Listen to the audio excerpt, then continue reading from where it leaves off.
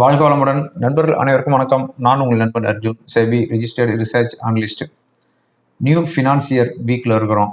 அதாவது financier 26 and 27 இந்த வீக்கில் நம்ம வந்து ட்ரேடிங் வந்து ஸ்டார்ட் பண்ண போகிறோம். இந்த ஃபினான்சியரில் ஷேர் மார்க்கெட்டில் உங்களுக்கு அள்ளி அள்ளி பணத்தை எடுக்கணும் அப்படின்ட்டு எல்லாம் வல்ல இறைவன் கிட்ட வேண்டிக்கிறேன். அது மட்டும் இல்லாமல் இந்த ஃபினான்சியர் மார்க்கெட் வந்து இப்போ இருக்கிற ஒரு லெவல்ல இருந்து நல்ல ஒரு ரிட்டர்ன்ஸ் வரணும். ஒரு 30,000 நிஃப்டி வந்துச்சு அப்படின்னா இந்த ஃபினான்சியரில் எல்லாத்துக்குமே வந்து வெல்த் நல்லா இன்க்ரீஸ் ஆகும் அப்படின்ட்டு இறைவன்கிட்ட நான் வந்து வேண்டிக்கிறேன். அது மட்டும் இல்லாமல் குளோபல் லெவலில் எங்கேயுமே வந்து ஒரு போர் இல்லாமல் எல்லாம் சகோதரத்துவமாக எல்லாம் ஒன்றா இணைஞ்சு பணியாற்றணும் எல்லா நாடுகளும் அப்படின்னு சொல்லி இறைவன்கிட்ட நான் மேலும் ஒரு கோரிக்கை வச்சுக்கிறேன். ஓகேங்களா? இது வந்து நியூ ஃபினான்சியர் விஷஸ். ஓகே, இப்போ நியூ ஃபினான்சியரில் இருக்கிறோம். அதாவது ஏப்ரல் ஃபர்ஸ்ட் வீக் மார்க்கெட் எப்படி இருக்க போகுது? வர வாரத்தில் வந்து நமக்கு வந்து 3 செஷன் தான். Monday, Wednesday and Thursday. Tuesday வந்து மகாவீர் ஜெயந்திங்கிறனால ஹாலிடே. கம்மிங் ஃப்ரைடே வந்து குட் ஃப்ரைடே. அதனால 2 செஷன் நமக்கு வந்து லீவ் ஆகிடுது. 3 செஷன் தான் நமக்கு இருக்குது. ஸோ இந்த 3 செஷனில் வந்து வாலட்டிலிட்டிக்கு கொஞ்சம் கூட பஞ்சம் இருக்காது. ஏன்னா மண்டே வந்து மந்த்லி எக்ஸ்பிரி, டியூஸ்டே ஹாலிடேங்கிறனால மண்டே மந்த்லி எக்ஸ்பிரியில் இருக்கிறோம். வெனஸ்டே அண்ட் தேர்ஸ்டே வந்து சென்செக்ஸ் உடைய எக்ஸ்பிரி. ஸோ ஹைலி வாலட்டைல் கண்டிப்பாக இருக்கும். ஓகேங்களா?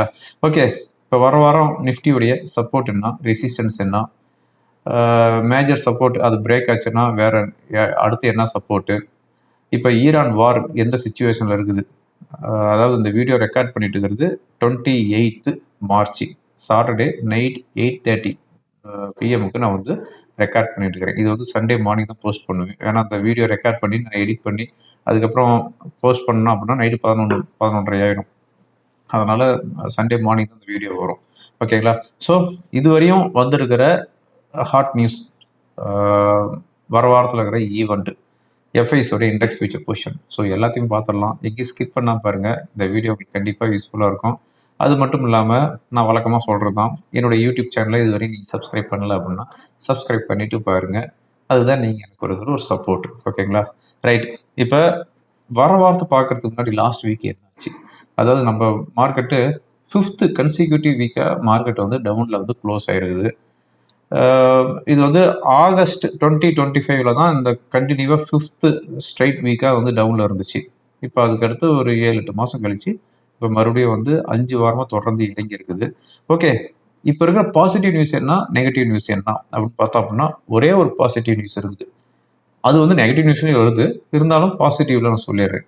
என்ன பாசிட்டிவ் நியூஸ் அப்படின்னு பார்த்தோம் அப்படின்னா கவர்மெண்ட் வந்து எக்ஸைஸ் டியூட்டி கட் பண்ணிக்கிறாங்க பெட்ரோல் அண்ட் டீசலுக்கு. அதாவது பெட்ரோலுக்கு வந்து 13 ரூபாயிலேருந்து 3 ரூபாய் குறைச்சிருக்கிறாங்க. டீசலுக்கு வந்து பார்த்தோம் அப்படின்னா 10 ரூபாயிலேருந்து 0 கொண்டு வந்துருக்குறாங்க. ஸோ இது வந்து ஒரு பிக் பாசிட்டிவ் நியூஸ் தான் சொல்லணும். ஏன்னா இவங்க வந்து எக்ஸைஸ் டியூட்டி வந்து கட் பண்ணலை அப்படிங்கிற பட்சத்தில் ஆயில் மார்க்கெட்டிங் கம்பெனிஸ் எல்லாமே என்ன பண்ணுவாங்க அப்படின்னா நமக்கு வந்து ப்ரைஸ் வந்து இன்க்ரீஸ் பண்ணிடுவாங்க. ஸோ கவர்மெண்ட்டு எக்ஸைஸ் டியூட்டி வந்து கட் பண்ணிக்கிறாங்க. இது வந்து ஆயில் மார்க்கெட்டிங் கம்பெனிகளுக்கு ஒரு பிக் ரிலீஃப். இன்டைரக்டாக பார்த்தோம் அப்படின்னா நமக்கும் வந்து ஒரு ரிலீஃப் தான். ஏன்னா இப்போ வந்து நமக்கு வந்து ப்ரைஸ் இன்க்ரீஸ் பண்ண மாட்டாங்க அப்படிங்கிற ஒரு ஹோப்பில் இருக்கலாம். இது ஒன்று தான் பாசிட்டிவ் நியூஸ். இதே வந்து நெகட்டிவ் நியூஸில் இதே நியூஸ் இருக்குது. அதாவது கவர்மெண்ட் வந்து 13 ரூபாயிலேருந்து 3 ரூபாய்க்கும் 10 ரூபாயிலேருந்து 0க்கும் ப்ரைஸ் வந்து எக்ஸைஸ் டியூட்டி வந்து கட் பண்ணதுனால கவர்மெண்ட்டுக்கு இன்கம் வந்து ரொம்ப பெரிய லெவலில் பாதிக்கப்படுது அப்படிங்கிறது ஒரு ஃபோர்காஸ்ட் சொல்லுது. ஒரு கிரெடிட் ரேட்டிங் ஏஜென்சி என்ன சொல்லிக்கிறாங்க அப்படின்னா 1 லிட்டருக்கு 1 ரூபாய் நீங்கள் கட் பண்ணுறீங்க அப்படின்னா இந்தியன் கவர்மெண்ட்டுக்கு 18,000 கோடி ரெவென்யூ வந்து கட் ஆகுது. இப்போ நீங்கள் 10 ரூபா பண்ணிக்கிறீங்க அப்படிங்கும்போது 1,80,000 கோடி உங்களுக்கு இந்தியன் கவர்மெண்ட்டுக்கு ஃபிசிக்கல் டெபிசிட், அதாவது வர்த்தக பற்றாக்குறை வரும் அப்படிங்கிற மாதிரி கிரெடிட் ரேட்டிங் ஏஜென்சி சொல்லிக்கிறாங்க. அது மட்டும் இல்லாமல் இந்தியாவுடைய மொத்த உள்நாட்டு உற்பத்தி ஜிடிபியில் வந்து 0.45% வந்து 0.5% இதனால இம்பேக்ட் இருக்கும் அப்படின்னு சொல்லிக்கிறாங்க. ஸோ இது வந்து நெகட்டிவ் நியூஸ். ஓகேங்களா? இதனுடைய இம்பேக்ட் நெக்ஸ்ட் மந்த்ல வர்ற ஜிடிபியில் 0.5% குறைஞ்சிரும் அப்படிங்கிறது நமக்கு கிளியராக தெரியுது. ஓகேங்களா? இது வந்து first negative news. Second negative news, அதாவது கிட்டத்தட்ட 10-11 நெகட்டிவ் நியூஸ் இருக்குது. இதெல்லாம் நீங்கள் கேட்டு தான் ஆகணும். இதெல்லாம் கேட்டீங்க அப்படின்னா தான் வர வாரம் மார்க்கெட் எப்படி இருக்கும் அப்படின்னு நீங்களே ப்ரெடிக்ட் பண்ணிக்க முடியும். அதனால இந்த நெகட்டிவ் நியூஸ்லாம் கேட்டு தான் ஆகணும். இவன் என்னடா வளவளன்னு பேசிட்டு இருக்கானே அப்படின்னு ஃபீல் பண்ணாதீங்க. இதெல்லாம் கொஞ்சம் காது கொடுத்து கேட்டுக்கோங்க. செகண்ட் நெகட்டிவ் நியூஸ் என்ன அப்படின்னு பார்த்தோம் அப்படின்னா, அதாவது நாம் எல்லாமே வந்து எதை ஃபோக்கஸ் பண்ணிட்டு இருக்கிறோம்? யூஎஸ், இஸ்ரேல் இவங்க 2 பேரும் சேர்ந்து ஈரானை வந்து அட்டாக் பண்ணிட்டு இருக்கிறாங்க. அங்கே வந்து ஹார்முஸ் ஜோனை வந்து ஈரான் வந்து க்ளோஸ் பண்ணி வச்சுக்கிறாங்க. அதனால நமக்கு வந்து எல்பிஜி, பெட்ரோல் இதெல்லாம் தட்டுப்பாடு வரும் அப்படின்னு நாம் வந்து நினச்சிக்கிட்டு இருக்கிறோம். இது வந்து ஒரு பக்கம் இருக்குது. இது இருக்கிறது தான்.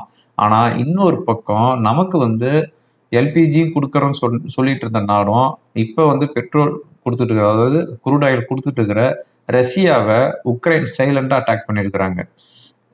எஸ்டர்டே வந்த நியூஸ் படி உக்ரைன் என்ன பண்ணிக்கிறாங்க அப்படின்னா ட்ரோன் அட்டாக் பண்ணிக்கிறாங்க. ரஷ்யாவில் இருக்கிற 2 பிக்கஸ்ட் ஆயில் எக்ஸ்போர்ட் டெர்மினல்ஸில் வந்து அட்டாக் பண்ணியிருக்கிறாங்க அப்படின்னு நியூஸ் வருது. இதில் வந்து பார்த்தோம் அப்படின்னா ஒரு நாளைக்கு 1.7 மில்லியன் பேரல்ஸ் வந்து ப்ரொடியூஸ் பண்ணுற டெர்மினல்ஸு இதை வந்து அட்டாக் பண்ணி இந்த 2 டெர்மினல்ஸும் வந்து இப்போ வந்து க்ளோஸ் பண்ணி வச்சிருக்கிறாங்க அப்படின்ட்டு நியூஸ் வந்துட்டு இருக்குது. ஸோ இங்கே வந்து ரஷ்யாட்ட இருந்து எல்லாமே வந்து ஆயில் பர்ச்சேஸ் பண்ணுறீங்களா அப்படின்ட்டு உக்ரைனுடைய ஜெலன்ஸ்கி அவர் என்ன பண்ணாரு, இங்கேயே அட்டாக் பண்ண ஆரம்பிச்சிட்டாரு. ஸோ திருமண பக்கம் எல்லாமே வந்து கண்ணி வெடி வச்சுக்கிட்டு இருக்கிறாங்கன்னு வச்சுக்காங்களேன். இது வந்து second negative news. Third negative news என்ன அப்படின்னு பார்த்தோம் அப்படின்னா, ரஷ்யா வந்து கேசோலைனுக்கு வந்து பேன் பண்ணிட்டாங்க ஏப்ரல் 1 இப்போ இதுவரையும் வந்து டிஸ்ட்ரிபியூட் பண்ணிட்டு இருந்தவங்க இப்போ ரஷ்யா வந்து ஏப்ரல் 1 ப்ரைஸ் வந்து இன்க்ரீஸ் ஆகுது. அதனால எங்கள் உள்நாட்டு தேவைக்கு தான் எங்ககிட்ட இருக்குது அப்படின்ட்டு கேசோலைன் வந்து பேன் பண்ணுறாங்க. உலக நாடுகளுக்கு யாருக்கும் நாங்கள் வந்து கேசோலைன் கொடுக்கறது இல்லை ஏப்ரல் 1 அப்படின்னு சொல்லிட்டாங்க. ஸோ இது வந்து third negative news. Fourth negative news என்ன அப்படின்னு பார்த்தோம் அப்படின்னா, யூஎஸ் ஈரான் இந்த வார் 1 மாதத்தை கம்ப்ளீட் பண்ணிடுச்சு. 1 மந்த் கம்ப்ளீட் பண்ணிட்டு இப்போ செகண்ட் மந்தில் உள்ள என்ட்ரு ஆகிருக்குது. இது வந்து 1 வீக்கில் முடியும் அப்படின்னு எதிர்பார்த்தோம். ஆனால் இப்போ வந்து 1 மாதத்துலேயும் நடந்துட்டு இருக்குது. இதில் வந்து இன்னும் நம்ம வந்து கவனிக்க வேண்டியது என்ன அப்படின்னு பார்த்தோம் அப்படின்னா, யூஎஸ் பிரசிடென்ட் நம்ம அட்ராசிட்டி சின்ராஸ் என்ன சொல்கிறாரு அப்படின்னா, நான் வந்து 5 டேஸ்க்கு வந்து ஸ்டாப் பண்ணிட்டேன், 15 டேஸ்க்கு ஸ்டாப் பண்ணிட்டேன் அப்படின்னு அட்ராசிட்டி பண்ணிட்டு தான் இருக்கிறாரு. ஆனால் at the same time Israel வந்து அட்டாக் பண்ணிட்டு தான் இருக்கிறாங்க ஈரானை. அதாவது இஸ்ரேல் எஸ்டர்டே கூட ஈரானில் இருக்கிற ஸ்டீல் ஃபேக்ட்ரி பவர் பிளான்ட்ல வந்து அட்டாக் பண்ணியிருக்கிறாங்க. அதுக்கப்புறமா வந்து ஹார்முஸ் ஜோன் வந்து ஓப்பன் பண்ணணும் அப்படின்னு யூஎஸ் பிரசிடென்ட் சொல்லிட்டு இருக்கிறாரு. அதாவது அது வந்து ஏற்கனவே ஓப்பனில் தான் இருந்துச்சு. இவனுக்கு பண்ண அட்ராசிட்டியில் தான் அதை வந்து க்ளோஸ் பண்ணி வச்சிருக்கிறாங்க. இப்போ வந்து ஹார்முஸ் ஜோனை வந்து ஓப்பன் பண்ணணும் அப்படின்னு சொல்லிட்டு இருக்கிறாரு. ஆனால் ஹார்முஸ் ஜோனை பொறுத்தவரை நமக்கு இந்தியன் ஷிப்புக்கு எந்த ஒரு பிரச்சனையும் இல்லாமல் ஓப்பன் பண்ணிட்டு தான் இருக்கிறாங்க அப்படிங்கிற மாதிரியான லேட்டஸ்ட் நியூஸ்லாம் வந்துட்டு தான் இருக்குது. பட் யூஎஸ் சப்போர்ட் பண்ணுற நாடுகளுக்கு ஹார்முஸ் ஜோன் வந்து நாங்கள் வந்து க்ளோஸ் பண்ணுறோம் அப்படின்னு சொல்லிக்கிறாங்க. அது மட்டும் இல்லாமல் ஈரான் வந்து டிமாண்ட் என்ன வச்சுக்கிறாங்கன்னா, யூஎஸ் டாலராக கொடுத்தீங்கன்னா நாங்கள் வந்து வாங்க மாட்டோம் அப்படின்னு சொல்லிக்கிறாங்க. அதுக்கு வந்து சைனாவுடைய யுவான் கூட தான் நாங்கள் அக்செப்ட் பண்ணிக்கிறோம் அப்படின்னு சொல்லிக்கிறாங்க. இந்தியா கூட வந்து சைனாவுடைய யுவான் கொடுத்து தான் ஷிப் எல்லாமே வந்து ரிலீஸ் பண்ணிட்டு இருக்கிறாங்க. ஓகேங்களா? ஸோ நமக்கு வந்து ஈரான் வந்து சப்போர்ட்டாக இருக்குன்னு வச்சுக்கோங்களேன். அதாவது நாம் வந்து எந்த நாட்டுக்கிட்டையுமே பகைச்சிக்க கிடையாது. இந்தியா வந்து எல்லா நாடுகள்கிட்டையுமே வந்து நட்புறவோடு தான் இருக்குது. இஸ்ரேல் கூடவும் இருக்குது, ஈரான் கூடவும் இருக்குது, அமெரிக்கா கூடவும் இருக்குது, நேட்டோ கண்ட்ரிகள் கூட இருக்குது. நம்ம இந்தியா வந்து பகைச்சிக்கிற ஒரே நாடு என்ன அப்படின்னா நம்ம பக்கத்து நாடு பாகிஸ்தான் கூட மட்டும்தான். ஏன்னா அவங்க பண்ணுறதுக்கு தகுந்த மாதிரி தான் நாமளும் பண்ண முடியும். அதனால் வந்து இந்தியா எக்ஸப்ட் பாகிஸ்தானை தவிர மற்ற எல்லா நாடும் கூடவும் வந்து ஒரு நட்புறவோடு தான் இருக்குது. அதனால தான் நமக்கு வந்து இந்த மாதிரியான ஒரு கிரிட்டிக்கல் டைம்லேயும் ஈரான்லேருந்து நம்ம வந்து ஷிப்லாம் வந்துகிட்டு இருக்குது. ஓகேங்களா? ஸோ எனர்ஜி கிரைசஸ் வரும் அப்படின்ட்டு நிறைய பேர் சொல்லிட்டு இருக்கிறாங்க. But energy crisis as of now வர்றதுக்குண்டான வாய்ப்புகள் இல்லை. பட் இப்போ ரஷ்யாகிட்டேருந்து நம்ம வாங்கிட்டு இருக்கிறது அங்கே தான் பிரச்சனை வந்துச்சு அப்படின்னா எனர்ஜி கிரைசஸ் வரலாம். அதனால் வந்து இது வந்து நம்ம வந்து ஃபோக்கஸ் பண்ணணும். ஓகே, அதுக்கு அடுத்தது பார்த்தோம் அப்படின்னா இந்த ஃபோர்த் நெகட்டிவ் நியூஸில் இன்னொரு ஹாட் நியூஸ் இப்போ தான் வந்துச்சு. அதுன்னு நான் ஷேர் பண்ணிடுறேன். ஈரான் வந்து நாங்கள் வந்து யாரையும் அட்டாக் பண்ண மாட்டோம். ஆனால் எங்களுடைய இன்ஃப்ராஸ்ட்ரக்சர் எக்கனாமிக் சென்டர் மேலே வந்து டார்கெட் பண்ணீங்க அப்படின்னா எங்களுடைய பதிலடி ரொம்ப அக்ரெசிவாக இருக்கும் அப்படின்ட்டு ஈரானுடைய பிரசிடென்ட் மசூத் பெசிஸ்கான் அப்படிங்கிறவர் வந்து ஒரு மெசேஜ் கொடுத்துருக்குறாரு. இது வந்து லேட்டஸ்ட்டாக வந்திருக்கிற message. Okay, fifth negative news என்ன அப்படின்னு பார்த்தோம் அப்படின்னா, யூஎஸ் பிரசிடென்ட் அட்ராசிட்டி ட்ரம்ப் என்ன சொல்லிக்கிறாரு அப்படின்னா, எங்களுடைய நெக்ஸ்ட் டார்கெட் கியூபா அப்படின்ட்டாரு. ஸோ கியூபாவை வந்து அட்டாக் பண்ணறதுக்கு ரெடி ஆகிட்டு இருக்கிறாங்க. ஈரான் வார் முடிஞ்சோடனே கியூபாங்கிறது வந்து பார்த்தோம் அப்படின்னா கரிபியன் தீவுன்னு நம்ம எல்லாம் ஹிஸ்ட்ரியில் படிச்சிருக்கோம்ல, அதில் வந்து ஒரு தீவு, அதாவது வெஸ்ட் இண்டீஸ் அந்த சைடு வர்ற ஒரு தீவு. ஓகேங்களா? இதை வந்து நாங்கள் வந்து நெக்ஸ்ட்டு வந்து அட்டாக் பண்ண போகிறோம் அப்படின்ட்டு சொல்லிட்டு இருக்கிறாரு. அதாவது நல்லா பாருங்கள், யூஎஸ் ஒரு டார்கெட்டோட தான் பண்ணிட்டு இருக்கிறாங்க. அதாவது என்ன அப்படின்னா, நான் ஆர்டிக்கிள் படித்த வரையும் யூஎஸ்ல இருக்கிற குரூடு மற்ற மினரல்ஸ் இதெல்லாமே வந்து அவங்களுக்கு வந்து நெக்ஸ்ட் 5 to 10 இயர்ஸுக்குள்ள எல்லாமே காலி ஆகிடும் அப்படிங்கிற பட்சத்தில் இப்போ அவங்களுக்கு இது வந்து குரூடு, அதுக்கப்புறமா மினரல்ஸு, ரேர் எர்த்து இது எல்லாமே வந்து அவங்களுக்கு வந்து தேவைப்படுது. அதுக்காக தான் ஒவ்வொரு நாட்டையும் டார்கெட் பண்ணி அவங்க வந்து தூக்கிட்டு இருக்கிறாங்க. இப்போ ரீசெண்டாக வெனிசுலா, இப்போ ஈரானு, அதுக்கு அடுத்ததாக வந்து கியூபாங்கிறாங்க, அதுக்கடுத்து கனடாம்பாங்க. ஸோ இது எல்லாத்தையுமே நாம் வந்து ஆக்குபை பண்ணிட்டோம் அப்படிங்கிற பட்சத்தில் நாம் வந்து தொடர்ந்து வல்லரசாக இருக்கலாம் அப்படிங்கிறது தான் வந்து யூஎஸ் உடைய என்ன சொல்கிறது, அவங்களுடைய தாட்டாக இருக்குதுன்னு வச்சுக்கோங்களேன். ஓகே, இப்போ 7th நெகட்டிவ் நியூஸ் அப்படின்னு பார்த்தோம் அப்படின்னா, எஃப்ஐஸ் கண்டினியூவாக செல் பண்ணிட்டு இருக்காங்க. நான் ஸ்டாப்பாக செல் பண்ணிட்டு இருக்காங்க. அவங்க பையிங்க்கு வராமல் நம்ம மார்க்கெட்டு ஏறவே ஏறாது. ஸோ எஃப்ஐஸ் செல் பண்ணிட்டு இருக்கிறாங்க. 8th நெகட்டிவ் நியூஸ் என்ன அப்படின்னு பார்த்தோம் அப்படின்னா, க்ரூட் ஆயில் ப்ரைஸ் இப்போ வந்து $115 பெர் பேரலுக்கு இருக்குது. இப்போ ரீசெண்டாக வந்து $85 வந்துச்சு, அதுக்கப்புறம் $95 வந்துச்சு, இப்போ வந்து $115 வந்துருச்சு. அதாவது ரஷ்யா, உக்ரைன், இங்கே ஈரான் இந்த இஷ்யூனால. அதுக்கடுத்து பார்த்தோம் அப்படின்னா 9th நெகட்டிவ் நியூஸ், அதாவது கோல்ட்மேன் சாக்ஸ் அப்படிங்கிற ஒரு கிரெடிட் ரேட்டிங் ஏஜென்சி என்ன பண்ணிட்டாங்க அப்படின்னா, நம்மளுடைய நிஃப்டியோடைய டார்கெட்டை பயங்கரமாக கட் பண்ணிட்டாங்க. 29,300 அவங்க வந்து டார்கெட் கொடுத்துருந்தாங்க, இப்போ வந்து 25,900 கொடுத்துட்டாங்க. ஸோ நம்மளுடைய டார்கெட், அதாவது நிஃப்டியோடைய டார்கெட்டை கட் பண்ணியிருக்கிறாங்க. 10th நெகட்டிவ் நியூஸ் என்ன அப்படின்னு பார்த்தோம் அப்படின்னா, பாண்டு ஈல்டு, அதாவது யூஎஸோடைய 10-year பாண்டு ஈல்டு 4.2க்கு மேலேயே வரவே கூடாது. ஆனால் இப்போ வந்து 4.44ல் சஸ்டெயின் ஆகிட்டு இருக்குது. அதுக்கடுத்து பார்த்தோம் அப்படின்னா, இந்தியாவுடைய 10-year பாண்டு ஈல்டு 6.93க்கு வந்துருச்சு. இந்தியாவுடைய பாண்டு ஈல்டு வந்து நியர்லி 7க்கு வந்துருச்சு.